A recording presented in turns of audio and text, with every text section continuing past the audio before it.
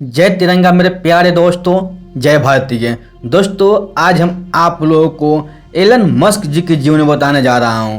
दोस्तों, कौन है एलन मस्क और क्या क्या करते हैं? एलन मस्क के काम का दायरा सिर्फ भविष्य की कारें बनाने वाली कंपनी तक सीमित नहीं है। उनकी कंपनी टेस्ला इलेक्ट्रिक कारों में लगने वाले पुर्जे और बैटरियां बनाती है, जिन्हें दूसरे कार निर्माताओं को बेचा जाता है। वे घरों में लगने वाले सोलर एनर्जी सिस्टम बनाते हैं, जिसकी मांग वक्त के साथ बढ़ी है। वे एक अंतरिक्ष अन्वेषण कंपनी भी चलाते हैं। साथ ही वे अमेरिका में super fast underground transport system का खाका तैयार कर रहे हैं। दोस्तों, आज के समय में एलन मस्क की पहचान एक अमेरिकी उद्यमी के तौर पर है, पर उनका जन्म दक्षिण अफ्रीका में हुआ था। उनकी मां मूल रूप से कनाडा की है और पिता दक्षिण अफ्रीका के। मस्क के अनुसार उन्हें बचपन से ही किताबें पढ़ने का बहुत शौक था। दोस्तों, वे कहते हैं कि बचपन में मैं बहुत ज़्यादा शांत रहता था, इस वजह से मुझे बहुत परेशान भी किया। दोस्तों, 10 साल की उम्र में एलन मस्क ने कंप्यूटर प्रोग्रामिंग सीखी और 12 साल की उम्र में उन्होंने ब्लास्टर नामक एक वीडियो गेम तैयार किया, जिसे एक स्थानीय मैगजीन ने उनसे $500 में खरीदा। उसे मस्क की पहली व्यापारिक उपलब्धि कहा जाता है।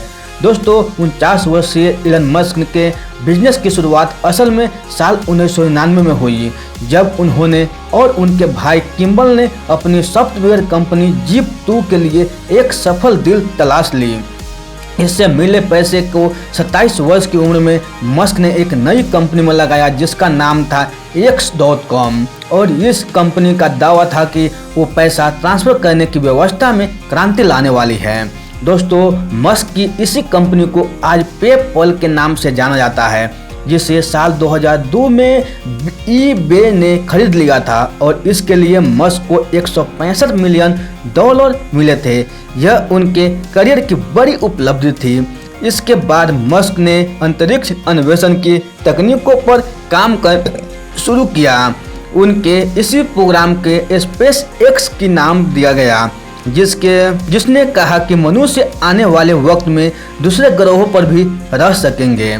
साल 2004 में एलन मस्क ने इलेक्ट्रिक कार कंपनी टेस्ला की बुनियाद रखी और इन्होंने कहा, भविष्य में सब कुछ इलेक्ट्रिक हो जाएगा। स्पेस में जाने वाला रॉकेट भी, और टेस्ला इस बदलाव को लाने में अहम भूमिका निभाएगी। मस्क के सफलता का राज। दोस्तों, BBC के संवाददाता जस्टिन रॉलेट ने एलन मस्क से एक साक्षात्कार के दौरान एक प्रश्न पूछा था कि आपकी सफलता का राज क्या है, और रॉलेट को इसका जो जवाब समझ आया वो है एलन मस्क का बिजनेस के प्रति एटीट्यूड, यानी व्यापार और अपने काम को लेकर उनका अलग नजरिया। कुछ वर्ष पहले हुए इस साक्षात्कार में मस्क ने कहा था, मैं नहीं जानता कि मेरे पास कितनी संपत्ति है। ये इस तरह से नहीं है कि कहीं नोट के बंडल पड़े हुए हैं। ऐसे देखना चाहिए कि टेस्ला, स्पेस एक्स और सोलर सिटी में मेरी हिस्सेदारी है और बाजार में उस हिस्सेदारी की कुछ कीमत है, पर मुझे वाकई इससे फर्क नहीं पड़ता, क्योंकि मेरे काम करने का लक्ष्य ये नहीं है। रॉलेट देखते हैं कि मस्क का यह नज़रिया शायद काम कर रहा है। उनके पास आज जितनी संपत्ति है, उसमें वो चाहे तो दुनिया की कई बड़ी कार निर्माता कंपनियों को एक साथ खरीद सकते हैं। वो इस साल 50 वर्ष के हो जाएंगे, पर एक दौलतमंद शख्स के तौर पर दुनिया के अलविदा कहने वाला उनका सपना बिल्कुल नहीं है। मस्क कहते हैं कि वो मंगल ग्रह पर एक बेस बनाने में अपनी पूंजी का सबसे बड़ा हिस्सा लगाना चाहते हैं, और उन्हें कोई आश्चर्य नहीं होगा अगर उन्होंने इस मिशन में को सफल बनाने में अपनी सारी पूंजी लगा दी। मंगल ग्रह पर मनुष्य का एक बेस मस्क की नज़र में बहुत बड़ी सफलता होगी। वे मानते हैं कि इससे भविष्य बेहतर होगा। स्पेस एक्स की स्थापना को लेकर भी BBC से हुए साक्षात्कार में मस्क ने कहा था, मैंने कंपनी इसलिए बनाई क्योंकि मैं इस बात से असंतुष्ट था कि अमेरिकी स्पेस एजेंसी अंतरिक्ष अन्वेषण को लेकर और महत्वाकांक्षी क्यों नहीं है, वे क्यों और आगे का नहीं सोच पा रही है। मैं उम्मीद करता हूं कि भविष्य में चांद और मंगल ग्रह पर हमारा बेस हो और वहां के लिए लगातार फ्लाइट चले।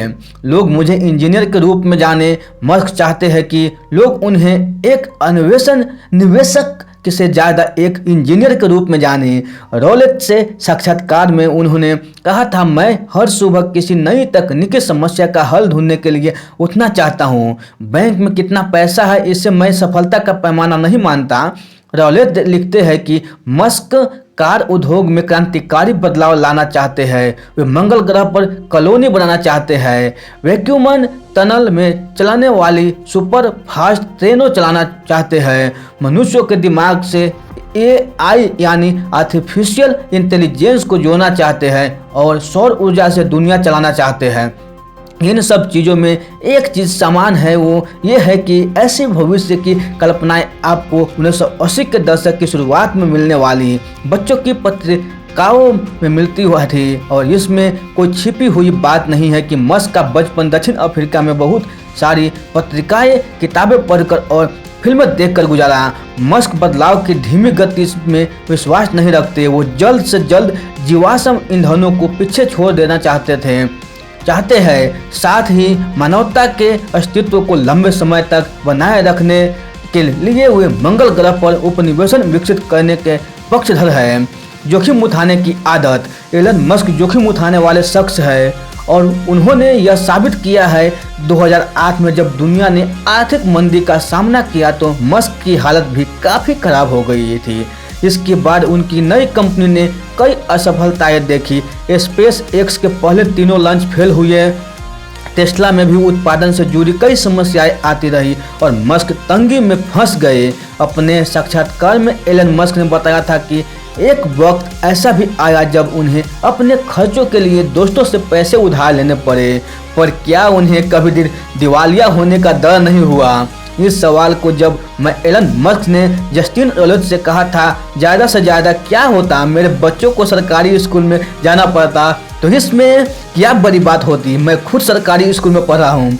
रॉलेट लिखते हैं, हमारी मुलाकात के दौरान मैंने पाया था कि मस्क एक चीज़ से जरूर निराश थे कि वो थी आलोचनाएं। उनका कहना था कि आलोचनाएं किसी के आधार पर होनी चाहिए, पर यहाँ तो लोग खुले तौर पर टेस्ला के डूबने का इंतजार कर रहे हैं। हालांकि इन्होंने कहा कि वो आलोचनाओं की वजह से अपने इरादों में कभी बदलाव नहीं करते। मस्क के अनुसार जब उन्होंने स्पेस एक्स और टेस्ला की नींव रखी थे तब उन्हें खुद विश्वास नहीं था कि वो इससे पैसा कमा सकेंगे। काम करने की लत। एलन मस्क को करीब से जानने वाले कहते हैं कि उन्हें काम करने की लत है। टेस्ला मॉडल 3 के तैयार करते समय उन्होंने कहा था कि वो हफ्ते में 120 घंटे काम करते हैं और उसमें उन्हें मज़ा आता है। कोरोना महामारी के दौरान जब सैन फ्रांसिस्को स्थित उनकी फैक्ट्री को बंद करना पड़ा तो लॉकडाउन के प्रतिबंधों के खिलाफ एलन मस्क खुलकर बोले। उन्होंने कहा, जो लोग महामारी का हवा बना रहे हैं वो बेवकूफ़ है। उन्होंने घर में रहने की आदेशों को जबरदस्ती बताया और कहा कि कोविड लॉकडाउन संवैधानिक अधिकारों के खिलाफ है। महामारी के दौरान ही एलन मस्क के घर बेटे का जन्म हुआ। इस मौके पर उन्होंने ट्विटर के जरिए दुनिया को बताया कि उन्होंने बेटे का नाम XAEA12 रखा है। कुछ लोग मानते हैं कि एलन मस्क के मन को पढ़ा नहीं जा सकता और उनके व्यवहार का पूर्वानुमान मुश्किल है, लेकिन उनके काम पर जरा भी असर नहीं दिखता। बतौर उद्यमी वो एक दूरदर्शी इंसान हैं। सितंबर 2020 में उन्होंने कहा कि जल्द ही उनकी कंपनी की सभी कारें सेल्फ ड्राइविंग वाली होगी। वे अगले 3 वर्षों में सस्ती इलेक्ट्रिक कार लाने का भी इरादा रखते हैं। दोस्तों, ये बायोग्राफी देख रहे हो उस विषय में भी बताना चाहता हूँ कि सबसे बड़ा चुनो इस दुनिया का, सबसे बड़ा अगर करना ही है तो सबसे बड़ा करो। अगर दोस्तों सूरज की तरह चमकना चाहते हो तो सूरज की तरह जलना भी पड़ेगा। दोस्तों, सूरज की तरह जलना भी पड़ेगा। हमेशा याद रखो आप अपनी प्रॉब्लम से कई गुना बड़े हो। हमेशा याद रखो आप अपनी प्रॉब्लम से कई गुना बड़े हो। आपको खुद की नज़र से उठाना है। आपको खुद की नज़र से उठाना है। जो इंसान खुद की नज़र से उठ गया वो दुनिया की नज़र से अपने आप उठ जाएगा, अपने आप उठ जाएगा। या तो अपने दिमाग को कंट्रोल करो, नहीं तो ये दिमाग आपको कंट्रोल करेगा। ये दिमाग आपको कंट्रोल करेगा। अगर आपने अपनी आदतें